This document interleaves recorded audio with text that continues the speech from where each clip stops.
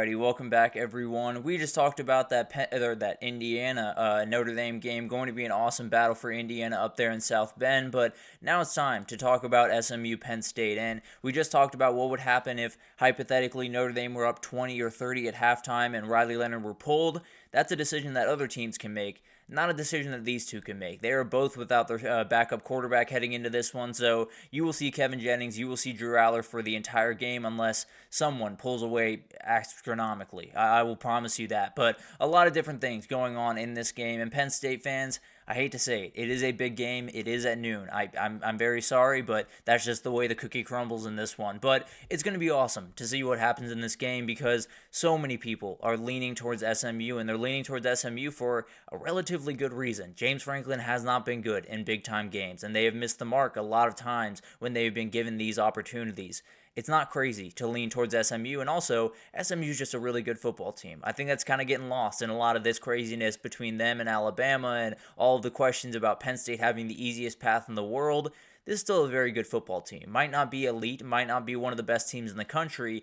Absolutely is a team that earned their way here, and absolutely is a team that can cause some problems for Penn State. And for SMU, it's about getting on top of the sport again. It's about, 40 some odd years of having to sit on the sidelines, of having to feel like you're just on the outside of where you probably should be. You're back where you feel like you should be. And there's a lot of different things that can happen with this program. I've talked about it before. They are a sleeping giant, and they have officially been woken up. They win this game, then more money will come into that place than you could possibly imagine. But it'll be really, really fun to watch this one unfold on the field, and there's a lot of questions around Penn State as we head into this one. Obviously, Bo Pribula going into the portal adds a little bit of a layer to this, where how much quarterback run game are they comfortable using with Drew Aller? Does that kind of handcuff them in different ways in their offense, and can SMU take advantage of that? All of that is very much on the table, but for me, when I look at this game, it does feel like two offenses that are really hitting their stride. It feels like two offenses that are starting to really find themselves. I mean, SMU has been good for a number of weeks now, but particularly Penn State. It feels like Drew Aller is really throwing the ball with a lot of confidence. It feels like they're doing the things that they need to do offensively.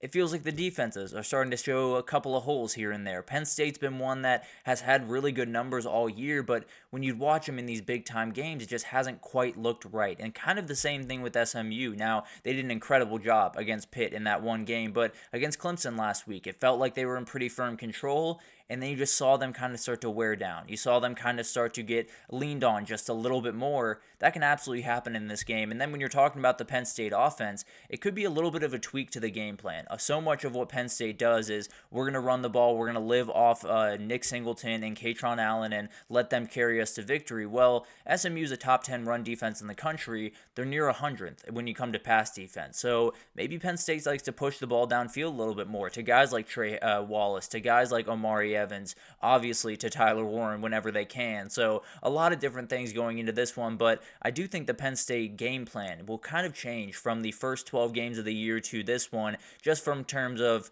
put the ball in Drew Aller's hands and kind of let him go to work to a certain extent. I mean, Anthony, to be totally honest with you, I think it is one of those matchups that is as big of a toss-up as you could possibly. I really do think both these teams could get after each other. I really think both these teams could go up and down the field, make some big-time plays both directions.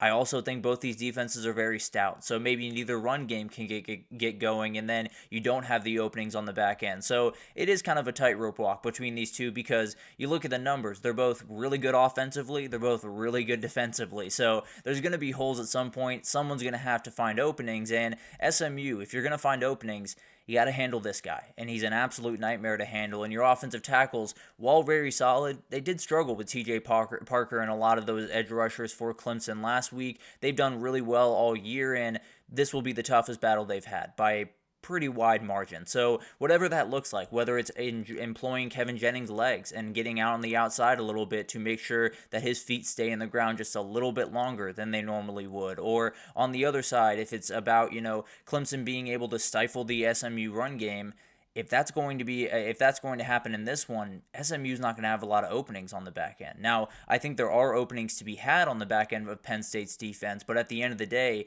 you have to start with the run game. You have to start with what Oregon did with Jordan James, with Noah Whittington, and get these guys kind of keying in on the run, and then you can hit them on the backside, and then you can hit them where you have a lot of speed. Kind of the same thing with Oregon. SMU has a ton of guys that can really go. They can fly all over the field, and they can make plays for you after the catch like Tez Johnson did last week. So Penn State's one of those things where if they can slow the run, if they can fully stop that down, and if Abdul Carter and Danny Dennis Sutton and Zane Durant and all of these guys can be absolute nightmares up front, it's going to be a long day for the SMU offense. But the SMU run game is very diverse. It's very, very solid. And if they can get that going even a little bit, they have playmakers on the back end that absolutely can make some, have a total difference maker on the outside and definitely make some plays downfield. And we'll talk about one of those guys here in a second. But one other thing to watch kind of in this game is the possibility that a lot of these things happening for SMU on the back end of that defense, like Anthony is talking about here. When you talk about that offense, so much of it goes around, the quarterback. What is Kevin Jennings doing? Where does he have the ball? What is he moving? How is he, is he using a mesh zone? Is he going to throw the ball? You have to worry about a million different things when you have to worry about Kevin Jennings at quarterback. And then on that other side, can SMU handle that? It is going to be a tough battle for them offensive or defensively, because this is the most talented group they face. This is just plain and simple the most tough group, the most talented group, and has the best player that they have faced all year in Tyler Warren. So do they have the ability to keep up defensively? And then on the other side, Tyler Warren is going to play in this game. I assume he's going to get a couple of snaps at Wildcat. Without Bo Pribula in the picture, without that running threat in the picture, I think they're going to use a little bit of their physicality in some different moments and try to lean on this team just a little bit. So it's going to be an awesome game. It's one of those games, and me and Anthony have been going back and forth here.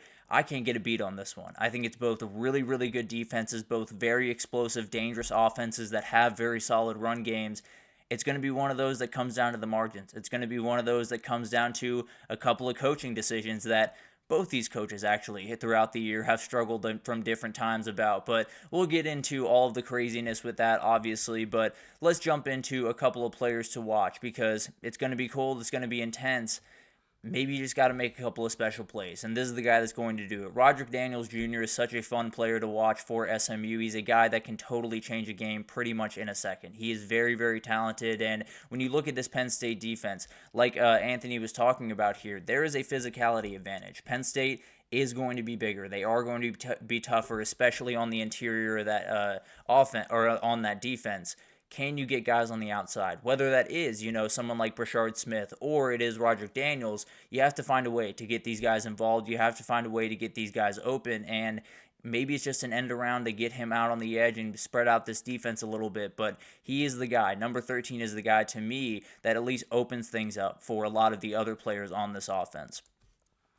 Kobe Wilson is the guy I'm watching for SMU at the linebacker position, not only because he's going to have to tackle those two running backs pretty much all day, but this is probably his last game in an SMU uniform. He's a very, very talented, very accomplished player on that team, and he has his biggest game of his career at the very end of his career. It could be an incredible moment, could be kind of a sore ending to his career, but you best believe 24 is coming out of there with with steam coming out of his ears, and he's going to be ready to roll. There's no doubt about that. You do make a really great point. Kevin Winston's going to be absolutely massive in this game. Absolutely someone that could totally wreck this game, and when you look at SMU, just takes that one mistake, right? Especially in an atmosphere like the whiteout. If you make one mistake early on in this game to a guy like Kevin Winston, or even to Abdul Carter, if he comes around and gets a strip sack, it could change in the hurry, and then Penn State could pull away in this one.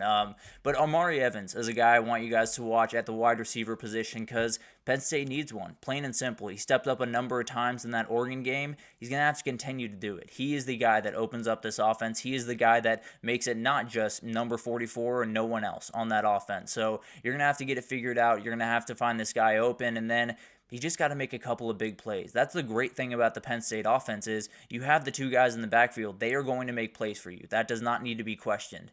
You have to find one guy to make a couple of little plays here, and it's going to be really, really fun to watch to see if this guy can do it.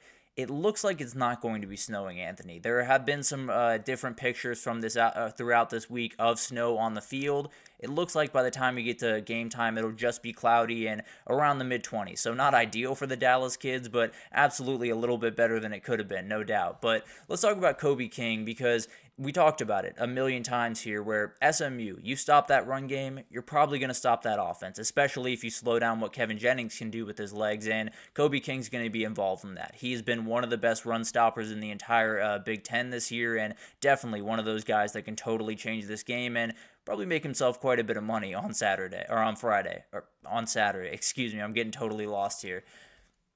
Keys to the game for SMU, we've talked about it, it's Kevin Jennings' legs. He has to be able to keep those Penn State edge rushers just at bay. It does not have to be perfect. It does not have to be every single play. But if you let Abdul Carter put his foot in the ground and get upfield, you're not going to win this game, plain and simple. He is not a player that your offensive tackles are going to be able to hold up against for 4 straight quarters. You got to be able to steal his eyes a little bit. Kevin Jennings is really the only way to do that. So you're going to have to find a way to employ some of that read zone, some of that different read option type stuff. Can you do it, and can you do it effectively, is a big-time question against this elite defense. And then on the other side, you need elite front seven play. That is where your team is probably the most strong as far as I'm concerned for SMU. They've been really good at stifling the run, giving up a little less than 100 yards per game, and you got some players on that front seven, especially on the edge with Elijah Roberts. They can make some plays. They can blow this thing up and really create some problems with what Penn State does offensively, especially with Drew Aller in this big-time moment. You get to him a couple of times, maybe some thoughts start to roll into his head that he did not want there. And then 1 or 2 pop plays. It's very, very hard to describe, but basically anything, blocked kicks, blocked punts, interceptions, fumbles, explosive plays, whatever that is, whatever it looks like, you need a couple of those. You need a couple of those plays that probably shouldn't go your way, probably wouldn't go your way on the next game, but need to go your way on Saturday, plain and simple. So it is going to be fascinating to see if they're able to pull that off, and definitely something that we're going to have to worry about. And yeah, I think there is an argument to be made there. Is there too much on Kevin Jennings to make all the plays with his legs? Is there too much on what he does? And I think the good news with that is Kevin Jennings is going to have to make plays with his legs. There's no two questions about that. He's going to have to be a factor in this game. But let's say he is a factor early. Let's say he makes a couple of plays with his legs, and then Abdul Carter's worrying about that.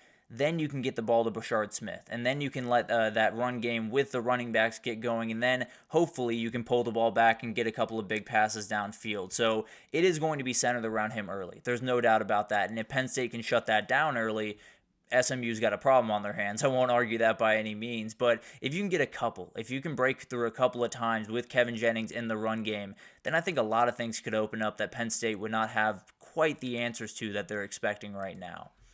For Penn State, the big keys to the game, let Drew Aller cook. I really think this kid is capable of going out there, putting up 300 yards, putting up 4 touchdowns, and rolling through SMU, if I'm being totally honest. The SMU pass defense gives up over almost 250 yards per game.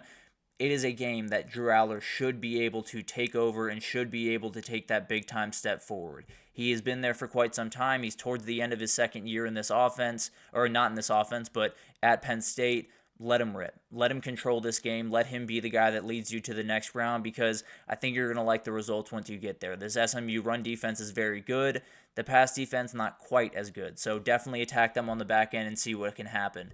And then key in on the run on the other side. If you stop Bashard Smith, if you stop Kevin Jennings like we've been talking about, you're going to win this game, plain and simple. As good as Kevin Jennings is, as much as I really like that kid, and as dangerous as he is throwing the football, that's not what he wants to do. That's not the way they want to set up that offense. So you slow him down in the run game, you force him off schedule, a lot of really good things can happen. Then keep everything in front. SMU will need explosive plays in this game if they're going to win them. They're going to need to get Roderick Daniels behind you. They're going to need to get Jordan Hudson on a big-time play. They need those plays. There's no two ways about that, just because of the crowd they're playing in front of and the team that they're playing in front of. It's going to be one of those things where you just have to make those open field tackles for Penn State. And if you can, then this SMU offense could go really, really stagnant for pretty much the entire day. But when I look at this game, there's so many different things going into it. The questions around James Franklin, the questions around what SMU will do if they have a counterpunch on offense. But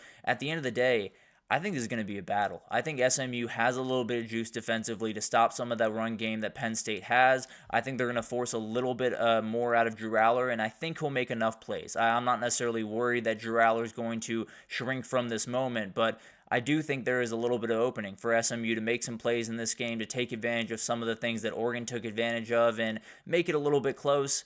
I'll take Penn State to win this one. I think Penn State wins. I think they move forward and they face off against Boise State in the next round and feel pretty good about their chances in that one. In fact, the line will probably be a little bit bigger in that one than it is in this one. But I'll take Penn State to win that one. I'll take SMU to keep it at least relatively close with a couple of big-time plays. But let's take our second break here, and when we come back, we got to talk about Clemson, Texas. Let's just keep this thing rolling. We'll talk about those two teams in orange that are facing off in Austin right after this, so stick with us.